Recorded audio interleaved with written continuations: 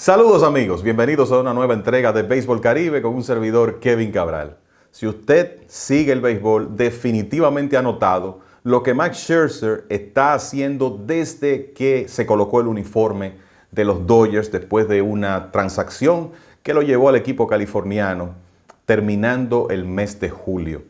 El domingo Scherzer tuvo su octava apertura con los Dodgers, tiró 8 entradas de un hit, coqueteó con un juego perfecto, ese día llegó a 3,000 ponches, tiró un inning acumulado y ahora en esas primeras 8 presentaciones con los Dodgers tiene récord de 6-0, promedio de carreras limpias de 0.88 y 72 ponches con 5 bases por bolas. Estamos hablando de casi 15 ponches por cada boleto concedido. El veterano de 37 años, 3 veces ganador del premio Cy Young, futuro inmortal, como que se ha motivado de estar otra vez en una carrera por un título divisional con un equipo contendor que viene de ganar un campeonato y está tirando como no lo hacía hace años y de hecho se ha metido de lleno en la lucha por el premio Cy Young de la Liga Nacional con récord de 14 victorias, 4 derrotas y el mejor promedio de carreras limpias del béisbol, 2.17, en sus primeras 27 aperturas. De repente uno comienza a pensar en Scherzer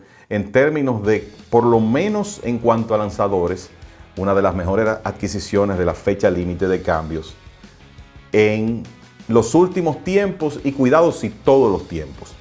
Y dándole el crédito al prestigioso periodista de ESPN, Jeff Passan, que nos inspiró por algo que escribió sobre ese tema, a hablar sobre esto, voy a recordar algunos lanzadores que resultaron adquisiciones sumamente importantes en un periodo similar al de Scherzer en el mes de julio, pero en años anteriores. El primero que viene a la lista es Randy Johnson en 1998, cuando ya él terminaba su contrato con los Marineros de Seattle, se sabía que se iba a declarar agente libre, los Marineros no estaban en condiciones económicas de retenerlo y lo negociaron a los Astros de Houston, que estaban en medio de una lucha divisional. Los de Johnson con los Astros fue extraordinario. En realidad creo que se recuerda poco, quizás por el hecho de que después de esa temporada se fue a Arizona, ganó 4 premios Cy Young en forma consecutiva y fue uno de los héroes de la victoria de los Diamondbacks en la Serie Mundial de 2001. Pero el dominio de Johnson en esos 11 juegos que tiró con los Astros fue algo extraordinario. Tuvo récord de 10 victorias, 1 derrota, promedio de carreras limpias de 1.28. De sus 11 aperturas, 4 fueron juegos completos y consiguió 4 blanqueadas. Además de que promedió casi 8 innings lanzados por apertura, algo que no se ve en esta época, y ponchó más de 12 bateadores por cada 9 entradas. Uno revisa esas 11 aperturas de Johnson, todas fueron dominantes. Solo en una permitió más de 2 carreras limpias, en una de 11. Y esa actuación que tuvo catapultó a los Astros a los playoffs. Fueron esos años donde en varias ocasiones los Astros estuvieron en la postemporada y no lograron dar el paso final. Inclusive llegaron a la Serie Mundial de 2005 frente a los Medias Blancas y fueron barridos en la misma. En el caso de Johnson en 1998, después de esa gran actuación de serie regular histórica, pues tiró bien en la postemporada, pero como le ocurrió frecuentemente en su carrera, hasta que llegó a Arizona no tenía respaldo ofensivo. Abrió 2 juegos con efectividad de 1.93, pero sufrió derrotas en ambas aperturas. Sin embargo, ya estaba en la historia lo que había hecho en sus 11 aperturas de serie regular con el equipo de Houston. Otro caso digno de mención es el de CC Sabathia, cuando ya el equipo de los Indios de Cleveland sabía que no lo iba a poder retener en 2008 y lo cambió a los Cerveceros de Milwaukee, que sí estaban en competencia y que buscaban aprovechar una de las raras oportunidades para ellos estar en los playoffs.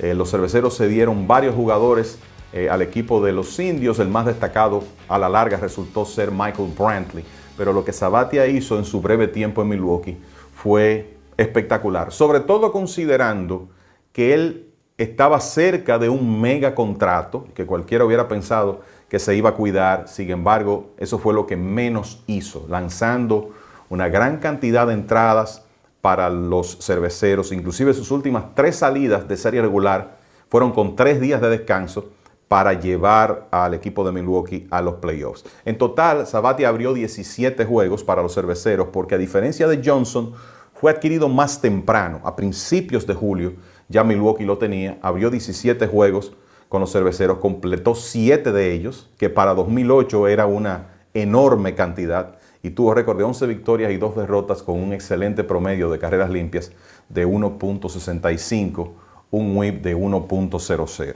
Esos números indican claramente lo dominante que fue. En realidad no hubo malas salidas en su periodo con el equipo de Milwaukee. En una ocasión apenas permitió 4 carreras limpias contra los Cachorros de Chicago y fue un partido de 7 episodios a mediados de septiembre.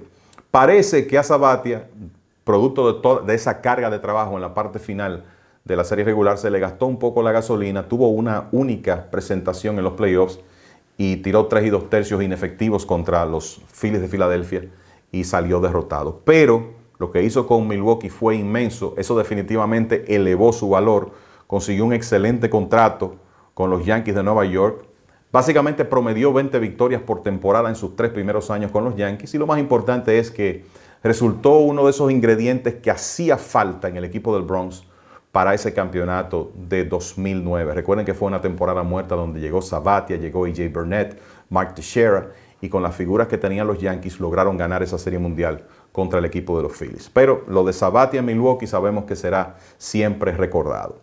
Nos vamos ahora un poco más hacia atrás, y este es un caso interesante, porque si a ustedes le preguntan, en materia de lanzadores, ¿cuál ha sido una de las adquisiciones más importantes que ha hecho un equipo? Mucha gente va a incluir el nombre de John Smoltz, que fue adquirido por los Bravos de Atlanta desde Detroit en 1987. Lo interesante de ese cambio es que a corto plazo, Detroit cedió a Smoltz, pagó por ello con el transcurrir de los años, pero inicialmente tuvo mucho mejores resultados de los que hubiera esperado, consiguiendo un lanzador veterano que en su momento, hace muchos años, a principios de los 70, tiró en la Liga Dominicana con los Leones del Escogido, llamado Doyle Alexander, y que fue un pitcher de muchos años en Grandes Ligas. Alexander estaba con Toronto, y miren qué interesante, ya hoy en día no se hacen cambios en agosto, pero esa adquisición de Doyle Alexander por el equipo de Detroit ocurrió en el mes de agosto, en el periodo de waivers, y su primera salida con los Tigres fue específicamente el día 15 de agosto. Alexander hizo 11 aperturas con Detroit y tuvo récord de 9 victorias, 0 derrotas y promedio de carreras limpias de 1.53. En ese año se dio, en el mes de septiembre, una feroz lucha entre unos Blue Jays de Toronto que dominaron la división durante gran parte de la temporada y Detroit, que el último fin de semana logró vencer al equipo de los Blue Jays, que habían perdido a Tony Fernández. Precisamente Fernández se lastimó en una jugada donde fue derribado en la intermedia por Bill Madlock, que en ese momento estaba con Detroit. Era una serie entre los dos equipos. Fernández se fracturó su codo izquierdo y eso fue como la tapa al pomo en contra del equipo de Toronto. Pero lo que hizo Doyle Alexander, garantizando una victoria prácticamente cada vez que salía a lanzar con el equipo de Detroit, fue importante. De nuevo, 9-0, 1.53 en sus 11 aperturas, que fueron todas victorias de Detroit. En otras palabras, en los juegos, los 2 en que Alexander se fue sin decisión, los Tigres de todas maneras ganaron esos partidos. A la larga, John Smoltz, de más está decir, se convirtió en un miembro del Salón de la Fama, y ese cambio hoy lo reconocemos como uno clave para la dinastía de los Bravos de los 90 y la primera década de este siglo XXI, pero en corto plazo, en 1987, solo se hablaba de la contribución que hizo Doyle Alexander al equipo de Detroit. Otro caso interesante, y esta no fue una adquisición de periodo de fecha límite, periodo de cambios, sino mucho antes, fue la de Rick Sutcliffe por los Cachorros de Chicago en 1984. Pero si vamos a hablar de grandes adquisiciones de lanzadores que tuvieron que ver para llevar equipos a postemporada, no podemos obviar lo de Sutcliffe, que ya antes de llegar a Chicago había dado señales de que era un muy buen lanzador. En 1979 ganó el premio ganó el premio novato del año con los Dodgers de Los Ángeles.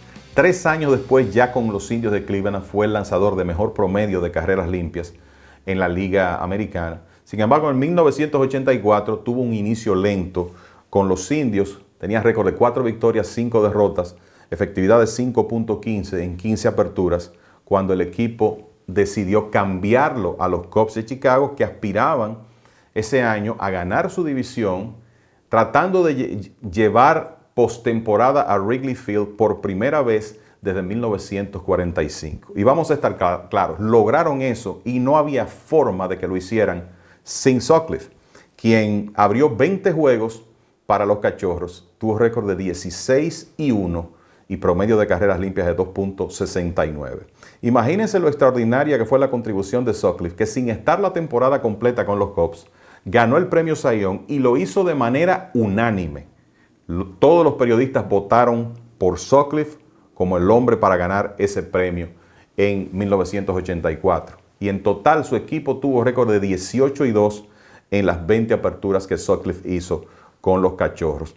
Esa fue una negociación famosa donde, entre otros, pasó Joe Carter al equipo de los Indios. Fue estelar con Cleveland durante años, luego con San Diego y, claro, héroe de la Serie Mundial de 1993 con el equipo de Toronto.